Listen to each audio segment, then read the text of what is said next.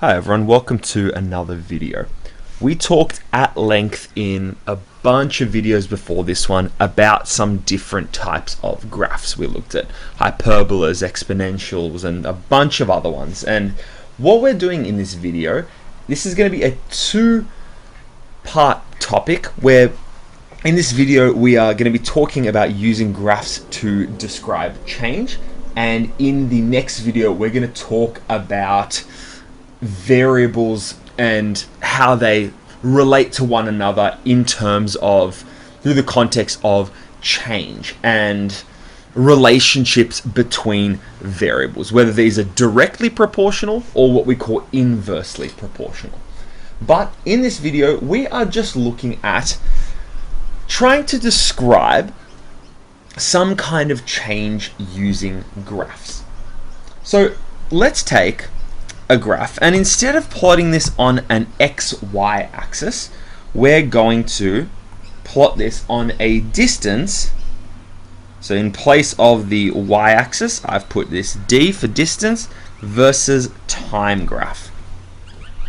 So let's just say that this represents various journeys, for example, of someone from their home going somewhere else. So person starts at home, so the distance of 0 would be 0, let's say, meters away from home. So they are at home here, and as they travel away from home, this distance is going to increase. So we're going with this idea of someone leaving home or coming back home, depending on the direction of these graphs. So if I drew, I'll start with a familiar graph, something we're quite a bit more familiar with. So I'm going to draw this straight line. Now, this is the first type of graph we were exposed to back in linear relationships. So if we look at this graph, let's just try to describe it. So there's no real variation, so there's no kind of changing speeds at all. Because of this straight line, there is a constant kind of pace with which this person is walking away from home. Due to the linearity of this graph, this represents a constant speed. Our speed does not change. And we can see that because when we look at linear relationships, I have something called a gradient, which is constant all the way through. And there is a direct proportion, we've talked about this in the past as well, between my two variables. So there is a direct proportion between distance and time. Okay, let's look at another example. Now, to describe this graph, we can just say walking away from home at a constant speed. Okay, fairly straightforward. We're used to lines like this. They're the first graphs we kind of worked through. Now let's make this a little trickier now. I have my distance and time graph again, and I am going to draw up a different graph. Something like this. Okay, so let's take a moment to see what this graph is telling us. Now, this isn't necessarily an exponential graph, although it may resemble it because it's increasing quite a bit quicker as we go. So that's sort of like a hint. Right now I'm just trying to relate this to some different graphs we've kind of looked at before. So I'm going to put here exponential question mark, just because this just resembles something we've looked at, but might not necessarily be that thing. But let's actually just look at what happens between distance and time. How do these two interact? So I can see, let's just look at, for example, 2 points here.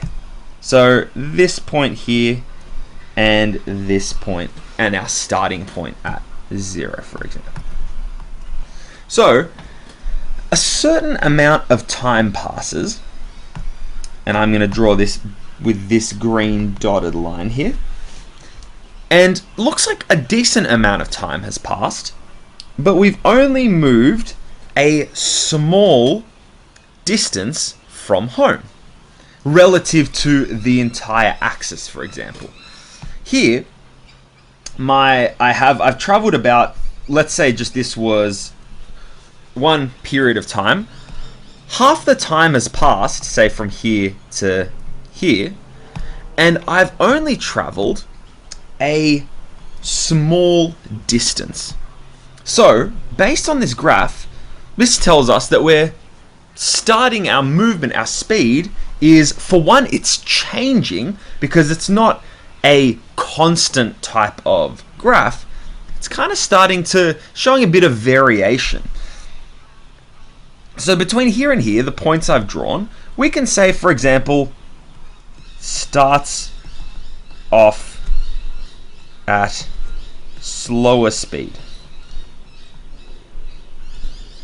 This is kind of like it started maybe walking away from home. Now let's take another little snapshot here. Let's say we measured from this point again, this second point I've gotten, and that goes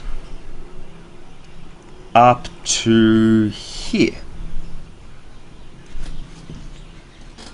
Now, a shorter time has passed, just looking at the image. This bit is shorter than this bit here, for example, but there is a greater distance. I'm covering a really big distance on my graph. So I can say that if I go a bigger distance over a shorter amount of time, I'm going quicker. So starts off at a slower speed, then we can say it becomes quicker because there's a longer distance over a shorter time.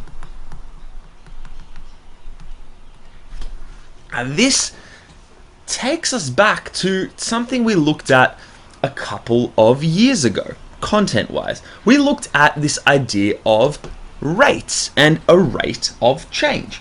So we can see with this graph that comparing these two bits here, first of all, I'm traveling away from home because we're starting at home and then we're moving up. So we're moving away from home.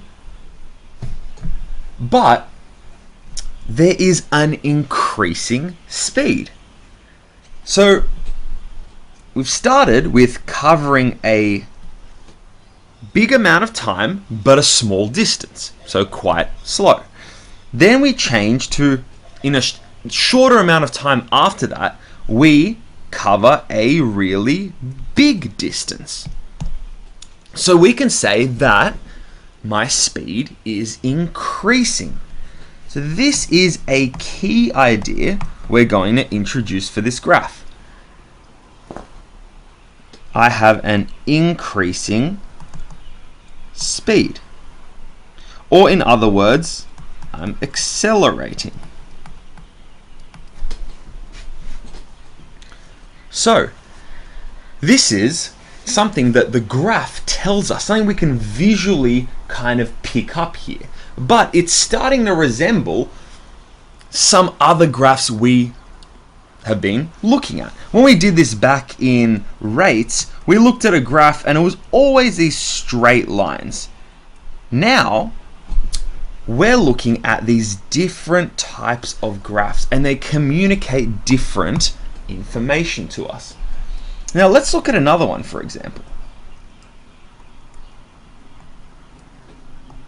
Once again, this is a distance versus time graph, and this time it looks like this. Let's look at what's happening again. Let's isolate some points and try to determine what's happening here. So let's take the starting point here and go to this point here. And we're just mapping out kind of how these two variables are interacting. So some time has passed and I've traveled a pretty decent way from home. I've gone sort of more than halfway from home, shown in this graph, over a pretty short period of time. Now let's take a similar amount of time from this starting point, or actually from here over to about here. And let's actually look at the distance that is being covered. So, got the same time passing, roughly, but look at how the distance changes. Before, I went from down here to up here. I covered a pretty big distance here. Now, in that same amount of time later, so we have our first bit of time passing, our next bit of time passing, I only go from this point up to like here. So same amount of time has passed, but I've traveled a shorter distance. So what would that look like in terms of this information, in terms of describing this? This example up here would be reminiscent of, for example, with this slower start and the quicker speed later on, this would resemble, for example, me walking a little bit and then starting to jog maybe because my speed is increasing. Whereas here, I start faster because I'm going a longer distance over a relatively short period of time. Here we start faster and slow down. Why are we slowing down? Because we're traveling the same amount of time but a shorter distance. So our speed is naturally going to decrease. So I can say here, if I wanted to describe this, I have a decreasing speed. I'm starting quick and then slowing down. In other words, I'm decelerating. So with these different types of graphs, we can describe change here. Because my rate at which I'm moving, if I compare these three graphs, here I'm going at a constant speed. The straight line tells me that my distance is proportional to my time. They are increasing at the same constant rate. When my graph starts to look a little different, kind of like an exponential, where as my time progresses, my distance shoots up, as we can see here. So my speed, which remember we defined speed a while ago as being distance divided by time. This was a type of rate. Here our speed is changing, it is increasing. Why? Because we're traveling a larger distance over a shorter period of time. Another way we can look at this is something like this, where we're starting really quick because we're going a big distance. That's this blue line on the left here on my D-axis. I'm traveling a big distance over a certain period of time. Then I go from there to traveling a smaller distance over that same period of time. So naturally, this is decreasing. So a graph like this would be, for example, if I'm leaving my house and I start running. So I'm running, say I'm trying to catch a bus near my house. So I start running really quickly, and then my graph gets less steep. It kind of starts slowing down here. This is maybe when I start getting to my bus stop and realize I haven't missed the bus. So I can go from running into a slower walk here. But we're showing this information. These are just analogies to help you understand it. But we're showing this information based off these graphs and how my two variables, my distance and time, interact. These can represent acceleration or deceleration or even constant movement. That brings us to the end of this video. In the next video, we're going to formalize this a little bit more using what we talked about, where I introduced at the start of this video, a direct variation, direct proportion, or something that is inversely proportional. But thank you so much for joining me today. I'll see you next time.